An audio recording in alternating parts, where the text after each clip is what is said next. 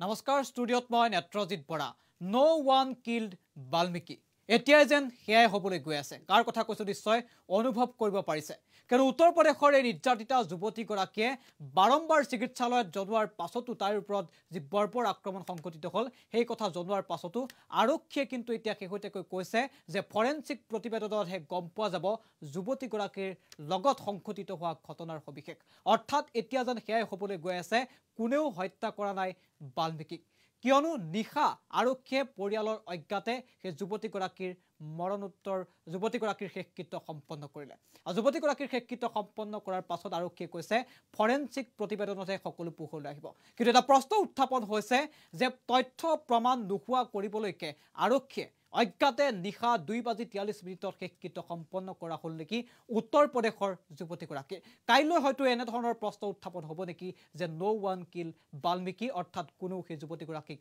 হত্যা কৰা নাই এতিয়া হেয়া এক ডাঙৰ প্ৰশ্ন কিন্তু এই মুহূৰ্তত আন এক খবৰ আমি জনাব বিচাৰিছো সেই যুৱতীগৰাকীৰ পৰিয়ালক এতিয়া ভাবুকি প্ৰদান কৰা হৈছে জিলা প্ৰশাসনৰ তৰফৰ পৰা ভাবুকি প্ৰদান কৰা হৈছে ডিস্ট্ৰিক্ট মেজিষ্ট্ৰেটে তেওঁ পৰিয়ালৰ লোকক কৈছে যে আজি মিডিয়াৰ আধা সংখ্যক মানুহ গ'ল কি কৈছে আমি দেখুৱাব বিচাৰিছো আজি মিডিয়াৰ আধা সংখ্যক মানুহ গ'ল বাকি মানুহ কাইলৈ নোহোৱা হ'ব এগৰাকী হৈছে প্ৰবীণ কুমাৰ লস্কৰ আৰু ডিস্ট্ৰিক্ট মেজিষ্ট্ৰেট এই ডিস্ট্ৰিক্ট মেজিষ্ট্ৰেট গৰাকীয়ে তেওঁ পৰিয়ালৰ লোকক কৈছে যে কেৱল আমিহে তোমালোকৰ লগত থাকিম ভাবুকি দিয়া হৈছে পৰিয়ালক সিদ্ধান্ত তোমাৰ ওপৰত আৰক্ষীক দিয়া জাবানবন্দী সলনি কৰিবানে নাই আজি মিডিয়াৰ আধা সংখ্যক মানুহ গ'ল বাকি মানুহ কাইলৈ নোহোৱা হ'ব কেৱল আমিহে তোমালোকৰ লগত থাকিম বুলি মন্তব্য কৰিছে আৰু সিদ্ধান্ত তোমাৰ ওপৰত আৰক্ষীক দিয়া জাবানবন্দী সলনি কৰিবানে নাই বুলি পৰিয়ালক ভাবুকি প্ৰদান কৰিছে এইগৰাকী ডিস্ট্ৰিক্ট মেজিষ্ট্ৰেট প্ৰবীণ কুমাৰ লস্কৰ অৰ্থাৎ যুৱতীগৰাকীৰ পৰিয়ালক ভাবুকি প্ৰদান কৰা হৈছে যাতে তেওঁলোকে আৰক্ষীৰ আগত তেনেধৰণৰ মন্তব্য নিদিয়ে যি মন্তব্যৰ জৰিয়তে প্ৰমাণ হ'ব যে সেই যুৱতীগৰাকীক সঁচাকৈয়ে এদল পশুতুল্য মানুহে নিৰ্মমভাৱে হত্যা কৰিছিল অৰ্থাৎ সেই যুৱতীগৰাকী দলিত হোৱাৰ বাবেই যুৱতীগৰাকীক এলাগী কৰা হ'ল নেকি এটা দৰিদ্ৰ পৰিয়ালত জন্মগ্ৰহণ কৰাৰ বাবেই উত্তৰ প্ৰদেশ চৰকাৰ প্ৰশাসনে এলাগী কৰিলে নেকি সেই যুৱতীগৰাকীক 8 দিন পৰ্যন্ত যুৱতীগৰাকীৰ কোনো ধৰণৰ অভিযোগ কিয় আৰক্ষীয়ে গ্ৰহণ কৰা নাছিল আৰু এতিয়া হেয়াই হ'বলৈ গৈ আছে নেকি যে নো ওৱান কিল বাল্মীকি অৰ্থাৎ কোনোবাই ক'ব নেকি পৰৱৰ্তী সময়ত যে বাল্মীকিক কোনো হত্যা কৰা হোৱা নাছিল এয়া মাত্ৰ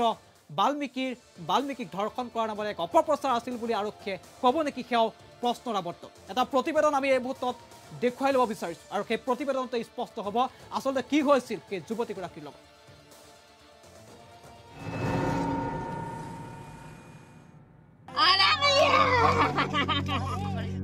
বৰ্বৰ অমানৱীয় আৰু নিশংস উত্তৰ প্ৰদেশৰ গণধৰ্ষণে এতিয়া জোকাৰিছে সমগ্ৰ দেশজুৰি এতিয়া প্ৰতিবাদৰ জোৱাৰ উপৰ্যুপৰি নিৰ্যাতন চলোৱা হ'ল এগৰাকী যুৱতীক আৰু নিশা পৰিয়ালৰ অজ্ঞাতে মানৱতাক ভুল লুণ্ঠিত কৰি আৰক্ষীয়ে শেষকৃত্য সম্পন্ন কৰিলে উত্তৰ প্ৰদেশৰ নিৰ্যাতিতাৰ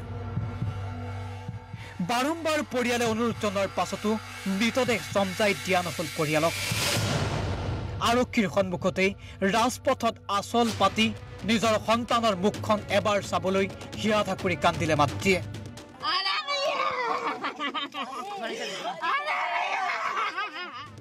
কিন্তু তালৈ ভূক্ষেপ নাই উত্তৰ প্ৰদেশ আৰক্ষীৰ নিজাববীয়াকৈ উত্তৰ প্ৰদেশ আৰক্ষীয়ে নিৰ্জন ঠাইত শেষকৃত্য সম্পন্ন কৰিলে উত্তৰ প্ৰদেশৰ নিৰ্যাতিতাৰ চিকিৎসালয়ত বৰ্বৰ আক্ৰমণৰ কথা দিছমুখে প্ৰকাশ কৰিলে ভুক্তভোগী যুৱতীগৰাকীয়ে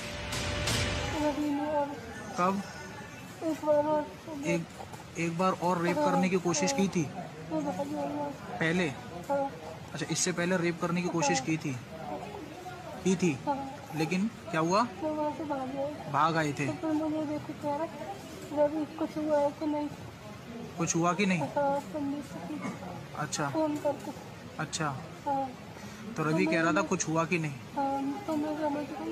हाँ कब एक बार और रेप करने की कोशिश की थी पहले अच्छा इससे पहले रेप करने की कोशिश की थी लेकिन क्या हुआ भाग आए थे रवि कुछ हुआ है कि नहीं? कुछ हुआ कि नहीं? हाँ, पुलिस की अच्छा फोन करके। अच्छा, हाँ तो रवि कह रहा था कुछ हुआ कि नहीं? हाँ, तो मैं समझ गई। हाँ যুৱতীগৰাকীৰ ভাতৃৰ মতে বলপূৰভাৱে নিৰ্যাতন চলোৱা হৈছিল তেওঁৰ ভগ্নীক। जो दाह संस्कार किया गया, क्या उसमें आप लोगों की, आपके परिवार की स्वीकृति थी? नहीं, अपनी मर्जी से लगाई है उन्होंने। ठीक है, आप लोग शोक में हैं, दुख में हैं, लेकिन ताले में बंद हैं अपने ही घर में जी। क्यों ये नौबत है?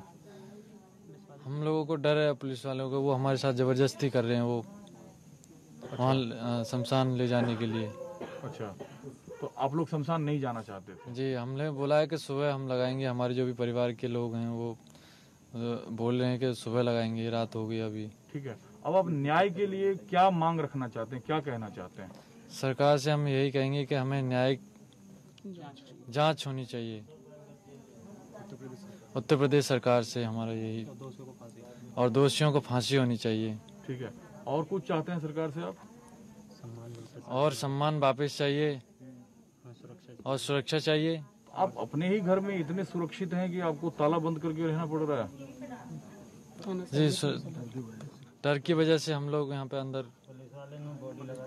प्रशासन से बहुत प्रेशर डला हुआ है। अब तक जो जांच प्रक्रिया चल रही है, जो गिरफ्तारी हुई, क्या आप उससे संतुष्ट नहीं हैं? नहीं संतुष्ट हैं।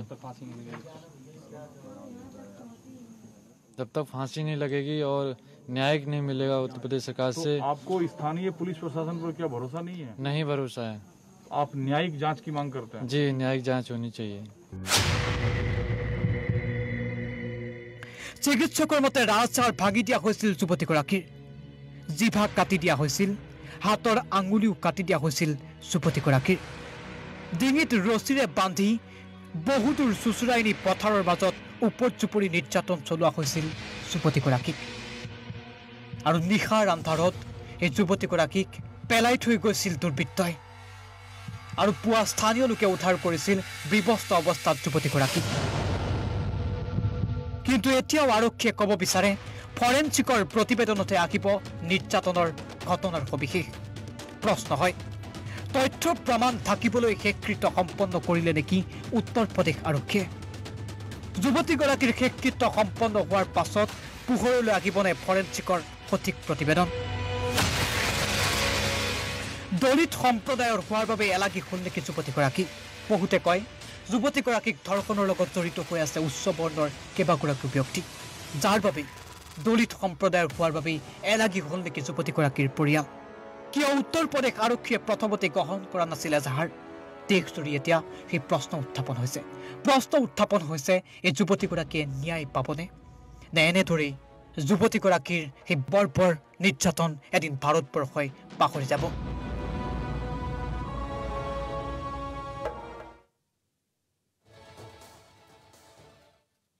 নিশ্চয়কৈ সেই যুৱতীগৰাকীৰ সন্দৰ্ভত এক প্ৰতিবেদন শুনিলে, আৰু সেই প্ৰতিবেদনৰ পৰা স্পষ্ট হৈছে যে যুৱতীগৰাকীৰ ওপৰত কেনেদৰে বৰ্বৰভাৱে নিৰ্যাতন চলোৱা হৈছিল। আমি এইবাৰ সংযোগ স্থাপন কৰিছোঁ নিউজ এডিটৰ সুশীল পাটোৱাৰীৰ সৈতে। এই যুৱতীগৰাকীক যিধৰণে বৰ্বৰভাৱে আক্ৰমণ কৰা হ'ল, বৰ্বৰভাৱে নিৰ্যাতন চলোৱা হ'ল, তাৰ পাছত আৰক্ষীয়ে পৰিয়ালক মৃতদেহ চমজাই দিয়াৰ পৰিৱৰ্তে কিন্তু নিশা শেষকৃত্য সম্পন্ন কৰিলে। এতিয়া প্ৰশ্ন উত্থাপন হৈছে যে আৰক্ষীয়ে শেষকৃত্য সম্পন্ন কৰাৰ উদ্দেশ্য এটাই নেকি, যে তথ্য প্ৰমাণ লুকুৱাই আৰক্ষীয়ে পুনৰ এবাৰ প্ৰমাণ কৰিব বিচাৰিছে যে নো ওৱান কিল বাল্মীকি? নিশ্চয়কৈ নেত্ৰ, তুমি কোৱাৰ দৰে নো ওৱান কিল বাল্মীকিয়ে হ'বলৈ গৈ আছে এই সমস্ত ঘটনা। ইয়াতকৈ নিৰ্লজ্জ কথা একো থাকিব নোৱাৰে। ভাৰতৰ দৰে এখন দেশত এগৰাকী মহিলাই কেতিয়া তেখেতক ধৰ্ষণ নকৰাকৈ ক'ব পাৰে যে মোক ধৰ্ষণ কৰিছিল? আৰু ইতিমধ্যে আমাৰ এই বিশেষ প্ৰতিবেদনত শুনিছে যে নিৰ্যাতিত ধৰ্ষিতা সেই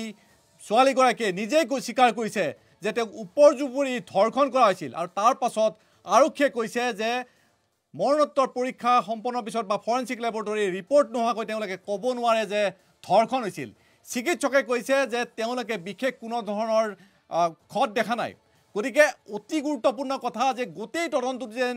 গাপ দিব বিচৰা হৈছে আৰক্ষী নাইবা চিকিৎসকসকলে যেন গাপ দিব বিচাৰে, তেনে এক ধাৰণা এতিয়া প্ৰকট হৈ পৰিছে। আৰু আপুনি কোৱাৰ দৰে যে নো ওৱান কিল বাল্মীকি হ'বলৈ গৈ আছে পৰৱৰ্তী সময়ত এই সমস্ত ঘটনা অতি লজ্জাজনক বিষয় ভাতৃ নিজেই কৈছে যে তেওঁলোকক তলাবন্ধ কৰি ঘৰৰ ভিতৰত ৰখা হৈছে আৰক্ষীয়ে তেওঁলোকক তলাবন্ধ কৰিছে নিজৰ আত্মীয়ৰ শেষ কৃত্যত তেওঁলোকক উপস্থিত থাকিব দিয়া নাই মাতৃয়ে হিয়া ভাগি কান্দিছে পথত তাৰ পাছত মাতৃক চাব দিয়া নাই নিজৰ জিৰ শেষ কৃত্য বা নিজৰ জিৰ মুখখন চাবলৈ দিয়া নহ'ল নিশা পুৱতি নিশা 2:30 বজাত এগৰাকী যুৱতীক ধৰ্ষণ কৰাৰ পাছত যেতিয়া মৃত্যু হ'ল তাৰ পাছত তেওঁক পৰিয়ালৰ পৰা আঁতৰাই থৈ তেওঁৰ শেষ কৃত্য সম্পন্ন কৰা হ'ল য'ত পৰিয়াল উপস্থিত নাথাকিল গতিকে ইয়াৰ পৰাই জল পথ হৈ আছে যে প্ৰকৃতাৰ্থত যেন সমগ্ৰ প্ৰক্ৰিয়াটো গাপ দিব বিচৰা হৈছে এই বাল্মীকি নামৰ ছোৱালীগৰাকীক যেন ধৰ্ষণ কৰা নাই সেই কথাই যেন প্ৰতিষ্ঠা কৰিবলৈ গৈ আহিছে প্ৰশাসনে আৰু এয়া দেশবাসীৰ কাৰণে অতি লজ্জাজনক পূৰ্বতো এই ধৰণৰ বহু ঘটনা ঘটিছিল তাৰ পাছত পুনৰ যেন সেই ঘটনাৰ পুনৰাবৃত্তি হ'ল আৰু এতিয়া প্ৰশাসনে যেন সেই সমস্ত তথ্য গাপ দিব বিচাৰিছে আৰু ভয়ংকৰ কথা এই যে ডিষ্ট্ৰিক্ট মেজিষ্ট্ৰেটে ভাবুকি দিছে পৰিয়ালক তেওঁৰ পিতৃক ভাবুকি দিছে ধৰ্ষিতাৰ পিতৃক ভাবুকি দিছে যে আজি মিডিয়া এই কথা উলিয়াইছে সমাজৰ ওচৰত আজি মিডিয়াৰ একাংশ আঁতৰি গৈছে কাইলৈ গোটেইবোৰ আঁতৰি যাব আৰু শেষত আমি তোমালোকৰ লগত থাকিম গতিকে যি ভাষ্য তোমালোকে দিছা সংবাদ মাধ্যমৰ ফালৰ পৰা সংবাদ মাধ্যমক দিছা বা আৰক্ষীক যি ভাষ্য দিছা সেই ভাষ্য তোমালোকে উঠাই লোৱা সেই ভাষ্য তোমালোকে নহয় বুলি কোৱা সেই ধৰণৰ ভাবুকি প্ৰদান কৰা হৈছে তাতকৈ নিলজ্জ কথা কি হ'ব পাৰে দেখত এটাৰ পাছত এটা তেনেকৈ ধৰ্ষণ কাৰ্য হৈ আছে তাৰ পাছতো কিন্তু প্ৰশাসনে গাপ দিব বিচাৰিছে কিন্তু এয়া হৈছে কিয় নেত্ৰ আপুনি কোৱাৰ দৰে এটা কথাই সত্য যে উত্তৰ প্ৰদেশত দলিত শ্ৰেণীৰ মাজত যি দলিত শ্ৰেণীক যি অৱমাননা কৰি অহা হৈছে দলিত শ্ৰেণীক যি ধৰণে লুণ্ঠিত কৰি থকা হৈছে তাৰে এক শেহতীয়া উদাহৰণ একমাত্ৰ এইটো উদাহৰণে শেষ উদাহৰণ নহয় ইয়াৰ পূৰ্বে এই ধৰণৰ বিভিন্ন ঘটনা সংঘটিত হৈছে আৰু নাৰী শ্ৰেণীক তাত দলিত সম্প্ৰদায়ৰ যিসকল নাৰী আছে তেওঁলোকক টাৰ্গেট হিচাপে লয় ধনিক সম্প্ৰদায়ৰ বা উচ্চ বৰ্ণৰ যিসকল লোক আছে এই উচ্চ বৰ্ণৰ লোকসকলে টাৰ্গেট হিচাপে লয় এই ধৰণে ধৰ্ষণ কৰা আৰু এই ঘটনা পোহৰলৈ আহিছে দুই এটা ঘটনা পোহৰলৈ আহিছে কিন্তু সৰহভাগ ঘটনা সেই অঞ্চলৰ সৰহভাগ ঘটনা পোহৰলৈ নাহে এই কাৰণে নাহে যে মুখলজ্জাৰ কাৰণে নাহে সমাজত তেওঁলোকৰ স্থান নাথাকিব সেইটো কাৰণে তেওঁলোকৰ এই ঘটনাবোৰ পোহৰলৈ নানে পৰিয়ালৰ মান মৰ্যাদাৰ কথা ভাবি তেওঁলোকে এই কথাবোৰ পোহৰলৈ নানে কিন্তু শেহতীয়াভাৱে এইবোৰ ঘটনা পোহৰলৈ আহিছে মই আৰু দুটামান মই উদাহৰণ দিব বিচাৰিছোঁ একমাত্ৰ ইউপিত এইটো ঘটনাই শেষ নহয় ইয়াৰ কিছুদিন পূৰ্বে এই ঘটনাৰ কিছুদিন পূৰ্বে ইউপিত অন্য এটা নিশংস এই ধৰণৰ ধৰ্ষণ কাৰ্য হৈছিল 14 বছৰীয়া এগৰাকী যুৱতীক ধৰ্ষণ কৰি হত্যা কৰা হৈছিল কিন্তু ধৰ্ষণ কৰি হত্যা কৰাৰ যি ঘটনা সেই ঘটনা শুনিলে সকলোৱে নাক কোচাব সকলোৱে লাজত তলমূৰ কৰিব সেই ছোৱালীগৰাকী কেৱল ধৰ্ষণ কৰি ক্ষান্ত থকা নাছিল সেই নৰপিশাচে ধৰ্ষণ কৰি মূৰটো থেতেলি পেলোৱা হৈছিল শিলেৰে থেতেলি পেলোৱা হৈছিল মুখখন কোনো কাৰণত চিনিব নোৱাৰা কৰি পেলাইছিল 14 বছৰীয়া এগৰাকী যুৱতীক সেই ধৰণে হত্যা কৰা হ'ল তাৰ পিছতো কিন্তু কোনো বিশেষ প্ৰতিক্ৰিয়া নহ'ল সমগ্ৰ দেশত আমাৰ এইখন দেশ যিখন দেশত এতিয়াও মিডিয়াই হুলস্থুল কৰি আছে যে সুশান্ত সিং ৰাজপুতৰ মৃত্যুৰ পিছত কোনে ড্ৰাগছ লৈছে সেই লৈ ঘণ্টাৰ পিছত ঘণ্টা বুলি ক'লে হয়তো ভুল হ'ব যে সেইটো ক'বলৈ গ'লে যে বিবিচিৰ দৰে আন্তঃৰাষ্ট্ৰীয় সংবাদ মাধ্যমে নিউজ কৰিছে অকল সুশান্ত সিঙৰ বাতৰিটোক লৈ পেলাই নিউজ নহয় সুশান্ত সিং বাতৰিৰ বাদ দি যে সুশান্ত সিং ৰাজপুতৰ সেই মৃত্যুৰ পিছত ড্ৰাগছক লৈ বা অন্যান্য কথাক লৈ সংবাদ মাধ্যম কিমান ব্যস্ত হৈ থাকিল সেই লৈ ৰেকৰ্ড কৰিছে ভাৰতৰ সংবাদ মাধ্যম আৰু সেই লৈ বিবিচিয়ে নিউজ কৰিছে আমাৰ কাৰণে লাজৰ কথা আজি ভাৰতৰ সংবাদ মাধ্যমে অকল তাতে ঘান্ত নাথাকিল এখন কল্পিত যুদ্ধক লৈ আজি সমগ্ৰ দেশক সেইফালে ধাবিত কৰিলে যিকোনো মুহূৰ্তত যুদ্ধ হ'ব তেনেধৰণে এটা পৰিৱেশ সৃষ্টি কৰিলে আৰু ইয়াৰ পিছত আমাক দেখুৱাই থকা হ'ল বলিউডৰ কোন আৰ্টিষ্টে কেতিয়া ড্ৰাগছ লৈছিল সেইবোৰ ঘটনালৈ সমগ্ৰ দেশবাসীক যেন বিপথে পৰিচালিত কৰিছে আৰু এই ঘটনাবোৰ যেন গাপ দি ৰাখিব বিচাৰিছে গতিকে তাতকৈ আৰু লজ্জাজনক কথা নাই 14 বছৰীয়া এই ঘটনাৰ আগত 14 বছৰীয়া এগৰাকী গাভৰুক ধৰ্ষণ কৰি মূৰ থেতেলি পেলোৱা হ'ল তাৰ পাছতো পুনৰ এই ধৰণৰ ঘটনা সংঘটিত হ'ল ইয়াৰ পূৰ্বে নেত্ৰ মই পুনৰ কৈছোঁ ইয়াৰ পূৰ্বে আৰু সেই ধৰণৰ ঘটনা ইউপিত হৈছিলে মই উদাহৰণ দিছোঁ যে ইউপিৰ হাথৰাছত অন্য এটা ইউপিৰ অন্য এটা ভাদৈবৰীত অন্য ধৰণৰ এটা ঘটনা সংঘটিত হৈছিল 8 বছৰীয়া কিশোৰী এগৰাকীক ধৰ্ষণ কৰিছিল 8 বছৰীয়া কিশোৰী এগৰাকীক ধৰ্ষণ কৰি হত্যা কৰা হৈছিল কিমান নিলজ্জ হ'ব পাৰে আৰু এই গোটেই ঘটনাবোৰ সংঘটিত হৈছে দলিত সম্প্ৰদায়ৰ ক্ষেত্ৰত গতিকে অতি পৰিতাপৰ বিষয় যে অকল দলিত সম্প্ৰদায়ক টাৰ্গেট কৰি লৈ এই ধৰণৰ ঘটনা এটাৰ পিছত এটা ঘটনা সংঘটিত হৈছে মই পুনৰ কৈছোঁ যে এই 2-3টা মাত্ৰ উদাহৰণে ইয়াৰ পূৰ্বে এই ধৰণৰ বহু ঘটনা সংঘটিত হৈছে একমাত্ৰ মুখলজ্জাত আৰু সমাজে তেওঁলোকক বেলেগকৈ চাব বুলি ভাবি এই ধৰণৰ ঘটনা আজিলৈকে সমাজত উলিয়াই দিয়া নাই বা স্বীকাৰ কৰিবলৈ ভয় খাইছে সেই সম্প্ৰদায়ৰ লোকসকলে, আৰু তাৰ ফলত এটাৰ পিছত এটা এই ধৰণৰ ঘটনা সংঘটিত হৈ গৈছে। কিন্তু পৰিতাপৰ বিষয় এই যে সেই লোকসকলক, সেই নৰপিশাচসকলক কিন্তু ৰক্ষণাবেক্ষণ দিয়াৰ কাম কৰি আছে প্ৰশাসনে, য'ত হয়তো চৰকাৰৰ হাত বন্ধাৰ দৰে হৈ গৈছে যে প্ৰশাসনৰ যিসকল লোকে তেওঁলোকক সুৰক্ষা দিবলৈ গৈ আছে এই নৰপিশাচসকলক, সেই ক্ষেত্ৰত কিন্তু যেন চৰকাৰ বিফল হৈছে, ইউ পি চৰকাৰ বিফল হৈছে, প্ৰশাসন বিফল হৈছে। গতিকে তাতকৈ আৰু লজ্জাজনক কথা হ'ব নোৱাৰে, কাৰণ দেশত এয়াই একমাত্ৰ উদাহৰণ নহয়, ইয়াৰ আগত দামিনী কাণ্ড হৈ গৈছে, ফাঁচি দিয়া হৈছে, তাৰ পাছতে এটাৰ পিছত এটা এই ধৰণৰ ঘটনা সংঘটিত হ'বলৈ গৈ আছে। গতিকে দেশৰ আইন হয়তো সলনি কৰিব লাগিব, যিধৰণে সমগ্ৰ বিশ্বত উৎসাহিত হয় যে ধৰ্ষণকাৰীক মুকলিভাৱে ৰাইজৰ আদালতত শাস্তি দিব লাগে, ৰাইজৰ আদালতত ফাঁচি দিব লাগে, সেয়াই যেন এতিয়া ন্যায্য হ'বলৈ গৈ আছে। আৰু সেয়াই যেন ৰাইজে এতিয়া দাবী কৰিব যে যদি এই ধৰণৰ নৰপিশাচসকলক যদি শিকনি দিব লাগে, তেতিয়াহ'লে জনসভাৰ সন্মুখত বা জন আদালতৰ সন্মুখত তেওঁলোকক শাস্তি দিব লাগিব, তেহে হয়তো এই ধৰণৰ শিকনি ল'ব। নেত্ৰ হয়, নিশ্চয় পৰিতাপৰ কথাটো এইটোৱে যে আজিৰ দিনটোত আমি যেনেদৰে এই যুৱতীগৰাকীক লৈ বাতৰি সম্প্ৰচাৰ কৰা হৈছে, সংবাদ মাধ্যম বা বিভিন্ন দল সংগঠন ব্যস্ত হৈ পৰিছে। আপুনি কোৱাৰ দৰে ইয়াৰ পূৰ্বে যি দুটা ধৰ্ষণৰ ঘটনা সংঘটিত হৈছে তাক লৈ কিন্তু আজিও নিমাত হৈ আছে উত্তৰ প্ৰদেশ চৰকাৰ, নিমাত হৈ আছে উত্তৰ প্ৰদেশ প্ৰশাসন, নিমাত হৈ আছে ভাৰতৰ সংবাদ মাধ্যম। আমাৰ হাতত কিন্তু মন্তব্য আছে যে যি ঘটনা সংঘটিত হৈছে, ইয়াৰ পূৰ্বে যি ধৰ্ষণ ঘটনা সংঘটিত হৈছে তাত পৰিয়ালৰ মন্তব্য আছে, আৰক্ষীৰ মন্তব্য আছে, সেই মন্তব্য আমি শুনাব বিচাৰিছোঁ। সেয়া কিন্তু সংবাদ মাধ্যমে পৰ্যন্ত তাৰ ওপৰত বাতৰি সম্প্ৰচাৰ কৰা নাই। উত্তৰ প্ৰদেশ প্ৰশাসনে হওক, ভাৰতবৰ্ষৰ বিভিন্ন দল সংগঠনেও কিন্তু সেই ধৰ্ষণক লৈ কোনো ধৰণৰ গুৰুত্ব দিয়া নাই। অকল বাল্মীকিক লৈ এতিয়া যিধৰণে তেওঁলোকে চৰ্চা আৰম্ভ কৰিছে, ঠিক সেইদৰে সেই যুৱতীসকলো কিন্তু ধৰ্ষণৰ বলি হৈছে। মন্তব্য শুনাই ল'ব বিচাৰিছোঁ।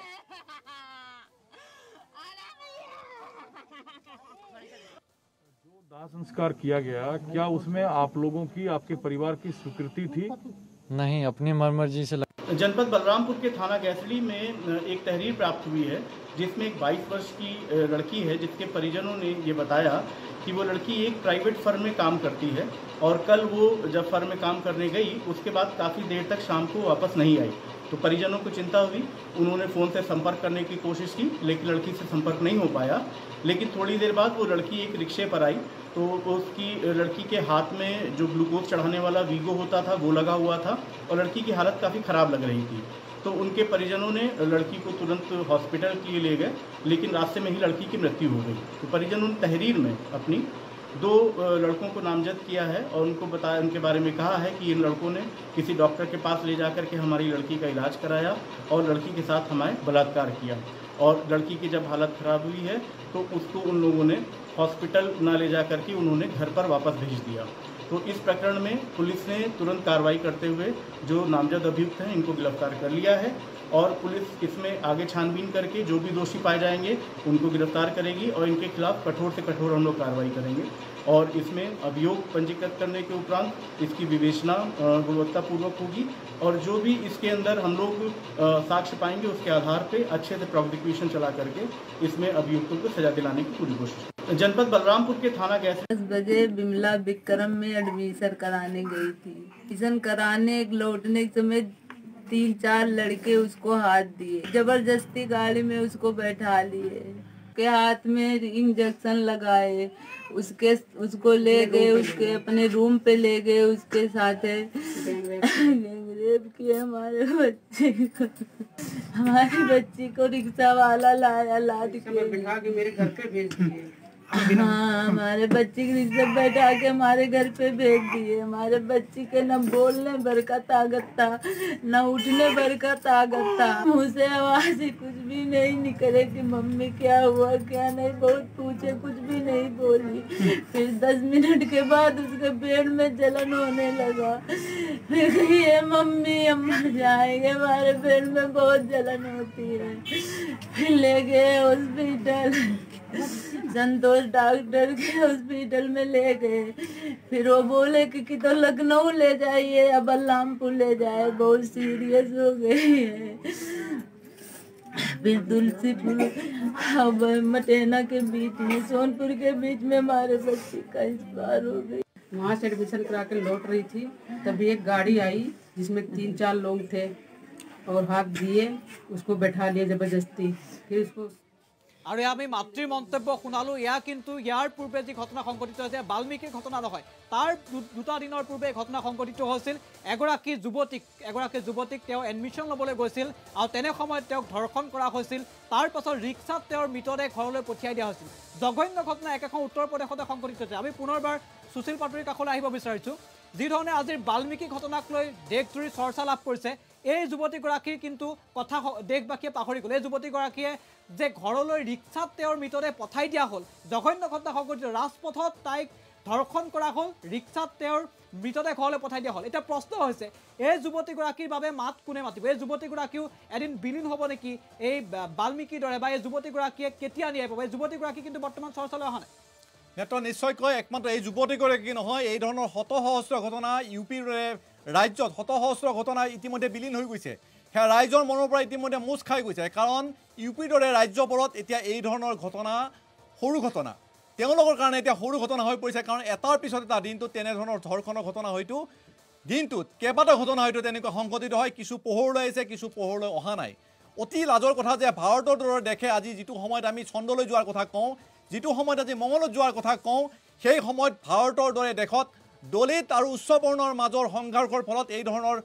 নাৰী নিৰ্যাতিত হ'ব লগা হৈছে ধৰ্ষিতা হ'ব লাগিছে তাতকৈ পৰিতাপৰ বিষয় হয়তো দেশত একোৱেই থাকিব নোৱাৰে আমি বিজ্ঞানৰ কথা কওঁ কিন্তু যেতিয়া আমাৰ মনৰ সংস্কাৰ নহ'ব এই ধৰণৰ ঘটনা ইউপিৰ দৰে এই ধৰণৰ ঘটনা সদায় পুনৰাবৃত্তি হৈয়ে থাকিব এটা দুটা নহয় আমি কৈছোঁ এয়া মাত্ৰ আমাৰ হাতত পৰা 2-3টা উদাহৰণে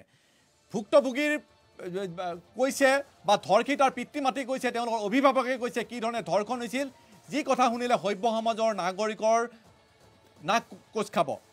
আৰু তাৰ পাছতো কিন্তু এই ধৰণৰ ঘটনা এইখন দেশত এটাৰ পিছত এটাকৈ সংঘটিত হৈছে ইয়াত আৰু বহু কথা ওলাই পৰে নেত্ৰ যে প্ৰশাসনে কিয় ব্যৱস্থা ল'ব পৰা নাই চৰকাৰে কিয় ব্যৱস্থা ল'ব পৰা নাই এই ধৰণৰ বহু কথা আহে কিন্তু ডাঙৰ কথা হৈছে যে ইউপিত আমি যিটো কথা কৈছোঁ যে দলিত আৰু উচ্চবৰ্ণৰ যি কথা সেই দলিত আৰু উচ্চবৰ্ণৰ কথা কিন্তু প্ৰশাসন বা চৰকাৰে একেদিনে কিন্তু নোহোৱা কৰিব নোৱাৰে তেওঁলোকৰ মনৰ পৰা সংস্কাৰ হ'ব লাগিব আজিৰ তাৰিখতো ইউপিৰ দৰে ৰাজ্যত দলিত সম্প্ৰদায়ক যি ধৰণে তেওঁলোকে জ্ঞান কৰে আৰু সেই জ্ঞান কৰাৰ ফলতে আজি এই ধৰণৰ ঘটনা এটাৰ পিছত এটাকৈ পুনৰাবৃত্তি হ'ব ধৰিছে গতিকে ইয়াৰ কাৰণে সংস্কাৰ হ'ব লাগিব ইয়াৰ কাৰণে ঘৰৰ পৰা সংস্কাৰ হ'ব লাগিব তাৰ পাছত এই ধৰণৰ যিবোৰ কাণ্ড লজ্জাজনক কাণ্ড সমগ্ৰ বিশ্ববাসীৰ সময়ত ভাৰত লজ্জানত হ'ব লগা কাণ্ড এই কাণ্ডবোৰ নোহোৱা হ'ব আৰু তাৰ কাৰণে ঘৰৰ পৰা মই পুনৰ কৈছোঁ যে ঘৰৰ পৰা সংস্কাৰ কৰিব লাগিব সংস্কাৰ আনিব লাগিব সমাজত সংস্কাৰ আনিব লাগিব দলিত বা ধনী বা উচ্চবৰ্ণৰ এই সকলো চিনমুকাম নোহোৱা হ'ব লাগিব তাৰ পাছতে হয়তো এই ধৰণৰ ন্যায় হ'ব বা এই ধৰণৰ ঘটনা ৰোধ হ'ব কিন্তু যেতিয়ালৈকে চৰকাৰে সেই ধৰণৰ ব্যৱস্থা ল'ব নোৱাৰে যিমানে কঠোৰ আইন নকৰক কিয় যিমানে শাস্তি প্ৰদান নকৰক কিয় কোনো কাৰণত এই ধৰণৰ ঘটনা লোপ নাপায় কাৰণ কিছুদিন পূৰ্বে মই কৈছোঁ যে দামিনী কাণ্ডত কেইবাজনকো ফাঁচি দিয়া হ'ল কিন্তু তাৰ পাছতো কিন্তু এইসকল নৰপিশাচে কিন্তু তাৰ পৰা কোনো শিক্ষা নল'লে কাৰণ এইকাৰণে নল'লে যে তেওঁলোকৰ যি উচ্চবৰ্ণ আৰু নিম্নবৰ্ণৰ যি জাত ভেদৰ প্ৰথা সেই প্ৰথাই এতিয়াও তেওঁলোকক এই কামবোৰ কৰিবলৈ সাহস গোটায় যাৰ কাৰণে এই ধৰণৰ মৃত্যুদণ্ড বা এই ধৰণৰ কাণ্ডই তেওঁলোকক কোনো কাৰণত ভয় খুৱাব নোৱাৰে আৰু এটা কথা যে প্ৰশাসন নাইবা চৰকাৰত এই ধৰণৰ ধনিক শ্ৰেণী বা উচ্চবৰ্ণৰ বহু লোক যিহেতু জড়িত আছে বা আছে সেইটো কাৰণে দলিত শ্ৰেণীৰ ওপৰত হোৱা এই ধৰণৰ নিৰ্মম কাণ্ডবোৰক তেওঁলোকে গাপ দিব বিচাৰে যাৰ কাৰণে আমি কৈছোঁ যে এটাৰ পিছত এটা স্বীকৰোক্তি আহিছে পৰিয়ালৰ লোকে কৈছে যে নিজৰ জীয়াৰীক ধৰ্ষণ কৰা হৈছে ধৰ্ষণ কৰি হত্যা কৰিছে তাৰ পাছত প্ৰশাসনে কৈছে যে ধৰ্ষণ হোৱা নাই বা ফৰেনচিক ৰিপৰ্ট আহিব লাগিব বা তেওঁলোকৰ হাতত তথ্য নাই তাতকৈ আৰু লজ্জাজনক কি কথা পৰে কোন পৰিয়ালে ভাৰতৰ দৰে এখন দেশত কোন পৰিয়ালে নিজৰ জীক কোনোবাই ধৰ্ষণ কৰা বুলি নিজে উপযাচি ক'ব নিজে এটা ভুৱা ছবি এখন দেখুৱাব কেতিয়াও ভাৰতৰ দৰে দেশত তেনেধৰণৰ ঘটনা নহয় পৰিয়ালে অন্তত নিজৰ জীয়ৰীক বা নিজৰ আত্মীয়ক কোনোবাই ধৰ্ষণ নকৰিলে ধৰ্ষণ কৰা বুলি এইখন দেশত নকয় কিন্তু তাৰ পাছতো ভাৰতৰ দৰে এইখন দেশত প্ৰশাসনৰ লোকক কিন্তু অন্য প্ৰমাণ লাগে প্ৰশাসনক প্ৰমাণ লাগে যে যুৱতীক ধৰ্ষণ কৰা নাই ফৰেনচিক ৰিপৰ্ট আহিব লাগিব মেডিকেলৰ ৰিপৰ্ট আহিব লাগিব এই ধৰণৰ কথালৈ ৰাইজক আভুৱা ভাৰে আৰু যাৰ কাৰণে আজিৰ এই যি ঘটনা আমি আলোচনা কৰিছোঁ এই মুহূৰ্তত মই কৈ থৈছোঁ যে যি স্থানত যুৱতীগৰাকী বাল্মীকি নামৰ যুৱতীগৰাকী ধৰ্ষণ কৰি হত্যা কৰা হ'ল সেই স্থানলৈকে সংবাদ মাধ্যমক যাব দিয়া নাই ইয়াৰ কাৰণ কি থাকিব পাৰে সংবাদ মাধ্যম গ'লে তাত কি ৰামায়ণ অশুদ্ধ হৈ পৰে এই মুহূৰ্তলৈকে সংবাদ মাধ্যমে তাত প্ৰৱেশ কৰিব দিয়া নাই গতিকে সমগ্ৰ ঘটনাটো যাতে গাপ দিব পাৰে তাৰ কাৰণে যেন ব্যৱস্থা কৰিছে প্ৰশাসনে নহ'লে পৰিয়ালৰ অনুমতি নোলোৱাকৈ কোনে নিজৰ আত্মীয়ক জ্বলাব দিব পাৰে বা আত্মীয়ৰ পৰা আঁতৰাই প্ৰশাসনে জনাব পাৰে দেশত কি এই ধৰণৰ নিয়ম আছে যে আত্মীয় বাহিৰতে সেয়া কোভিড পেচেণ্ট নহয় যে কোভিড পেচেণ্ট হ'লে ধৰক সেই ধৰণৰ এটা পৰিৱেশ আহিছে যে আত্মীয় দূৰত থাকিব লগা হয় বা প্ৰশাসনৰ লোকে এই ধৰণৰ সৎকাৰ কৰে কিন্তু সেই যিগৰাকী ধৰ্ষিতা হ'ল বা যিগৰাকী হত্যা কৰা হ'ল ধৰ্ষণ কৰি সেই যুৱতীগৰাকীৰ ক্ষেত্ৰত তেনেকুৱা হোৱা নাই সেই যুৱতীগৰাকীৰ পৰিয়ালক কিয় আঁতৰাই ৰাখল সেইবোৰ আজিৰ তাৰিখত বৃহৎ প্ৰশ্ন কিয় তেওঁলোকৰ পৰিয়ালৰ লোকক ঘৰৰ ভিতৰত আবদ্ধ কৰি ৰখা হ'ল কিয় বেৰিকেড স্থাপন কৰা হ'ল যাতে পৰিয়ালৰ লোক সেই অন্ত্যেষ্টিক্ৰিয়া বা শেষ কৃত্য সম্পন্ন কৰাৰ উপস্থিত থাকিব নে তাৰ কাৰণে কিয় বেৰিকেড স্থাপন কৰা হ'ল সেয়াও কিন্তু আজিৰ তাৰিখত ৰহস্যৰ কথা কাৰণ ইয়াৰ পিছতে আৰক্ষীয়ে কিন্তু তেওঁলোকৰ ভাষ্য সলাইছে আৰক্ষীয়ে কৈছে যে আমাৰ হাতত পৰ্যাপ্ত প্ৰমাণ নাই বাল্মীকিক যে ধৰ্ষণ কৰি হত্যা কৰিছে তাৰ পৰ্যাপ্ত প্ৰমাণ নাই তেওঁলোকে কৈছে আমি অপেক্ষা কৰিব লাগিব ফৰেনচিক ৰিপৰ্টলৈ যদি অপেক্ষা কৰিব লাগিছে তদন্তৰ স্বাৰ্থত সেই ধৰ্ষিতা ছোৱালীগৰাকীক বা যি হত্যা কৰা হ'ল তেওঁ কিয় কিছু সময়ৰ কাৰণে ৰাখি নথলে গতিকে এইবোৰ আজিৰ তাৰিখত কিন্তু কোটিটুকীয়া প্ৰশ্ন নেত্ৰ কিন্তু এটা বিষয় খুব চৰ্চিত হৈ পৰিছে যে নেশ্যনেল ক্ৰাইম ব্যুৰোৰ তথ্য অনুসৰি এই উত্তৰ প্ৰদেশ যিখন উত্তৰ প্ৰদেশত এই ধৰ্ষণ কাণ্ড সংঘটিত হৈছে 2019 চনত সেই একেখন উত্তৰ প্ৰদেশতে 3000ৰো অধিক ধৰ্ষণ কাণ্ড সংঘটিত হ'ল ৰাজস্থানত 6000 ধৰ্ষণ কাণ্ড সংঘটিত হৈছে 2019 চনত আমি কোৱা নাই নেশ্যনেল ক্ৰাইম ব্যুৰোৰ তথ্যই সেই কথা কৈছে আজিৰ দিনটোত খুবেই চৰ্চিত হৈছে তেনেস্থলত আজি এইগৰাকী বাল্মীকিৰ প্ৰতি ইমান প্ৰতিবাদ হৈছে সংবাদ মাধ্যমে তাইৰ সপক্ষে থিয় দিছে তাৰ পাছতো ডিষ্ট্ৰিক্ট মেজিষ্ট্ৰেটৰ তৰফৰ পৰা পৰিয়ালক ভাবুকি দিবলৈ সাহস কৰা হৈছে অৰ্থাৎ উত্তৰ প্ৰদেশ আৰু ৰাজস্থানত যি ঘটনা সংঘটিত হৈছে উত্তৰ প্ৰদেশে হওক বা ৰাজস্থান চৰকাৰ ৰাজস্থান প্ৰশাসন আৰক্ষী হওক তেওঁলোকে ধৰ্ষণকাৰীকে সুৰক্ষা দিয়াটো কিন্তু এই মুহূৰ্তত বিশেষভাৱে পোহৰলৈ আহিছে নিশ্চয়কৈ নেত্ৰ ইয়াত আৰু এটা কথা ক'ব লাগিব যে এতিয়া যেন সমগ্ৰ কাণ্ডটোক লৈ যেন ৰাজনীতি চলিছে আজি একাংশ ৰাজনৈতিক দলে ঘৰিয়ালৰ চকু পানী টুকিছে বা আজি বাল্মীকিৰ পৰিয়ালক লগ কৰিবলৈ গৈছে দেখাত ভালেই যে পৰিয়ালক লগ কৰিব যোৱাটো সঁচা ভাল কথা কিন্তু প্ৰশ্ন হৈছে যে 8 দিনকৈ সেই পৰিয়ালটোৰ কিয় খবৰ ল'ব নগ'ল মৃত্যুৰ পাছত কিয় খবৰ ল'ব গ'ল সেইটো কিন্তু আজিৰ তাৰিখত এটা বৃহৎ প্ৰশ্ন যেতিয়া সেই যুৱতীগৰাকীক ধৰ্ষণ কৰা বুলি কোৱা হৈছিল যেতিয়া জিভা ছিঙি দিয়া বুলি কোৱা হৈছিল কামিয়াৰ ভাঙি দিয়া হৈছিল ৰাজহাড় ভাঙি দিয়া বুলি কোৱা হৈছিল আৰু সেই কথাবোৰ যেতিয়া সংবাদ মাধ্যমত ওলাইছিল তেতিয়া যিসকল প্ৰধান ৰাজনৈতিক দল আছে সেই দলসমূহে বিৰোধীৰ আসনত থাকি তেওঁলোকে কিয় সেই কথাৰ প্ৰতিবাদ কৰিব নগ'ল সেয়াও কিন্তু আজিৰ তাৰিখত কোটিটুকীয়া প্ৰশ্ন সেই যুৱতীগৰাকীৰ মৃত্যুৰ পাছত তেওঁলোকে আজি ৰাজনীতি মুনাফা ল'ব গৈছে নে প্ৰকৃতাৰ্থত সমবেদনা জ্বলাব গৈছে সেয়াও কিন্তু আজি কোটিটুকীয়া প্ৰশ্ন কিয় তেখেতসকলে 8 দিন ধৰি অপেক্ষা কৰিব লগা হ'ল তেওঁলোকে ৰৈ আছিল নেকি যে যুৱতীগৰাকীৰ মৃত্যু হওক তাৰ পাছত আমি দেশ অচল কৰি দিম সেই ধৰণৰ পৰিৱেশ এটা আজি ৰাজনৈতিক দলবোৰে বা যিসকল বিৰোধীৰ আসনত আছে তেওঁলোকে সেই পৰিস্থিতি এটাৰ কাৰণে ৰৈ আছিল নেকি কিয় সেই সময়ত তেওঁলোকে চৰকাৰক হেঁচা নিদিলে যে যুৱতীগৰাকীক উপযুক্ত চিকিৎসাৰ কাৰণে যিধৰণে দামিনী কাণ্ডত বিদেশলৈ নিয়াৰ কাৰণে চৰকাৰে চেষ্টা কৰিছিল সেইদৰে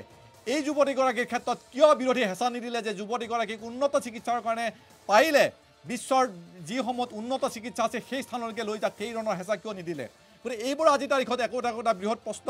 যে এই যুৱতীগৰাকীৰ মৃত্যুলৈ যেন এতিয়া ৰাজনৈতিক দলবোৰে অপেক্ষা কৰি আছিল যে ৰাজনীতি কৰা এখন যেন বৃহৎ পথাৰ তেওঁলোকে বিচাৰি পালে তাৰ কাৰণে যেন অপেক্ষা কৰি আছিল বিভিন্ন ৰাজ্যত এতিয়া ৰাজনীতিৰ বঁটা চলিছে বিহাৰ বা পশ্চিমবংগ বা অসমত ৰাজনীতিৰ বঁটা চলিছে সেই সময়ত এই বিষয়টোৰে চৰকাৰক হলঠেকত পেলাব পাৰি নেকি তাৰেই যেন এতিয়া মুনাফা লুটাৰ কাৰণে এইসমূহ ৰাজনীতিক দলে প্ৰতিবাদ কৰিছে তেনে কিন্তু প্ৰতিশ্ৰুতি আহিছে নেত্ৰ কাৰণ মই পুনৰবাৰ কৈছোঁ যে যুৱতীগৰাকীক ধৰ্ষণ কৰাৰ ঘটনা কিন্তু বহুদিন আগৰ 8 দিন আগৰ তাৰ পাছত যেতিয়া যুৱতীগৰাকীৰ মৃত্যু হ'ল তাৰ পাছতে যেন এতিয়া ঘৰিয়ালৰ চকু পানী টুকিবলৈ এখন প্ৰধান বিৰোধী ৰাজনৈতিক দলসমূহে যেন এতিয়া তাঁত বাতি কাঢ়িছে গতিকে এয়াও কিন্তু আজিৰ তাৰিখত সকলোৱে ভাবি চাবলগীয়া হয় যি প্ৰশাসন বা যি চৰকাৰে যুৱতীগৰাকীৰ মৃতদেহ সৎকাৰ কৰিবলৈ পৰিয়ালক সুবিধা নিদিলে চাবলৈ দিয়া নহ'ল সেইখন চৰকাৰে আকৌ এতিয়া যুৱতীগৰাকীৰ পৰিয়ালক চৰকাৰী চাকৰি ঘৰ দিয়াৰ কথা ঘোষণা কৰিছে সেইটো আটাইতকৈ পৰিতাপৰ কথা এই মুহূৰ্তত এয়া আমাৰ দেশৰ এটা নীতিৰ দৰে পৰিণত হৈছে যে যিটো সময়ত তেওঁলোকে ন্যায় পাব লাগে সেইটো সময়ত ন্যায় দিয়াৰ পৰিৱৰ্তে কাৰোবাৰ মৃত্যু হ'লে তাৰ পাছত তেওঁলোকে পৰিয়ালক সকাহ দিয়াৰ কাৰণে চাকৰি কথা কয় বা অন্যান্য সা সুবিধা দিয়াৰ কথা কয় কিন্তু প্ৰকৃত কথা এইটোৱে যে বা সেই ধৰণৰ ব্যৱস্থা হ'ব লাগে যে যেতিয়া জীৱিত থাকে সেই সময়ত উপযুক্ত ন্যায় বা উপযুক্ত ব্যৱস্থা কিয় গ্ৰহণ নকৰে এইসমূহ সকলোৱে ভাবিব লাগিব শাসনত থকা বা বিৰোধীত থকা সকলোৱে ভাবিব লাগিব আজি এই সমগ্ৰ বিষয়টো লৈ এতিয়া হয়তো বোকা চুটিয়াৰ ৰাজনীতি চলিব কাইলৈৰ পৰা যদি আপুনি দেখা পায় তেতিয়াহ'লে এই গোটেই বিষয়টো লৈ যে কোনোবা খবৰ ল'ব গৈছিল পৰিৱেশ বিনষ্ট কৰাৰ কাৰণে পৰিৱেশ বিনষ্ট কৰাৰ ভয় হয়তো চৰকাৰে তেওঁলোকক বাধা দিলে আৰু তাৰ বিপৰীতে বিৰোধী দলে ক'ব যে আমাক কিয় যাব নিদিলে তাত ষড়যন্ত্ৰ আছে এই কথাবোৰ লৈ এইটোৱে সেইটো বোকাচুতীয়া ৰাজনীতি চলিব কিন্তু এটা কথা ঠিক সেই পৰিয়ালটো কিন্তু কোনো কালে ৰাজনীতিৰ এই ভাষাও বুজি নাপায় বা তেওঁলোকে কোনো কাৰণত ন্যায়ো বিচাৰি নাপায়। আৰু শেষতকৈ আমি যিটো কথা কৈছোঁ নো ওৱান কিল বাল্মীকি সেয়াই যেন হ'বলৈ গৈ আছে। নিশ্চয় সুশীল পাটোৱাৰী, আমি আপোনাক ধন্যবাদ জ্ঞাপন কৰিছোঁ। কিন্তু এই মুহূৰ্তত এটা ডাঙৰ প্ৰশ্ন উত্থাপন হৈছে, নো ওৱান কিল বাল্মীকি হ'বলৈ গৈ আছে নেকি, নে উত্তৰ প্ৰদেশ আৰক্ষী প্ৰশাসনে সেয়াই হ'বলৈ দিবলৈ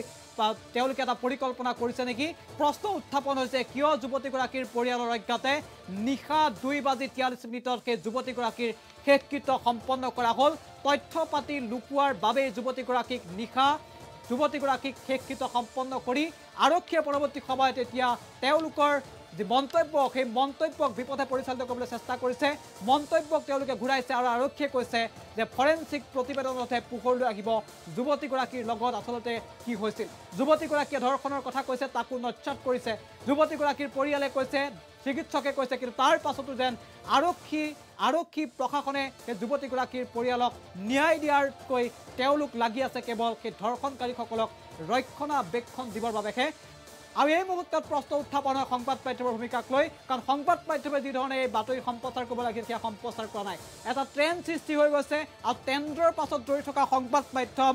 ৰাজনৈতিক দলে কিন্তু পাহৰি গ'ল যে উত্তৰ প্ৰদেশত ইয়াৰ পূৰ্বে আন এক জঘন্য ধৰ্ষণৰ ঘটনা সংঘটিত হৈছিল। আমি তাৰ দৃশ্যাংশ দেখুৱালোঁ মাত্ৰ কিছু সময় পূৰ্বে। ইয়াৰ পূৰ্বে 2019 চনত নেশ্যনেল ক্ৰাইম ব্যুৰোৰ তথ্য অনুসৰি উত্তৰ প্ৰদেশত 3000তকৈ অধিক ধৰ্ষণ কাণ্ড সংঘটিত হ'ল। সেয়া কিন্তু ভাৰতবৰ্ষৰ ৰাষ্ট্ৰীয় সংবাদ মাধ্যমে নেদেখিলে, সেয়া কংগ্ৰেছে নেদেখিলে, সেয়া কোনো দল সংগঠনে নেদেখিলে। যেতিয়া এই যুৱতীগৰাকীক ধৰ্ষণ কৰি হত্যা কৰা হ'ল, তাৰ পাছত এতিয়া সংবাদ মাধ্যম উবুৰি খাই পৰিছে যুৱতীগৰাকীক ন্যায় দিবলৈ, উবুৰি খাই পৰিছে দল সংগঠন। কিন্তু এই মুহূৰ্তত প্ৰশ্ন উত্থাপন হৈছে, শেষত নো ওৱান কিল বাল্মীকি হ'ব নেকি? আমিও বিচাৰোঁ যে এই যুৱতীগৰাকীয়ে ন্যায় পাওক, আৰু যুৱতীগৰাকীয়ে নহয় উত্তৰ প্ৰদেশ বা ভাৰতত যি ঘটনা সংঘটিত হৈছে সেই ঘটনা ইমানতে ইতি পৰক, আৰু পৰৱৰ্তী সময়ত প্ৰতিগৰাকী যুৱতীয়ে যাতে সুৰক্ষিত হয় তাৰ ব্যৱস্থা কৰক চৰকাৰ প্ৰশাসনে।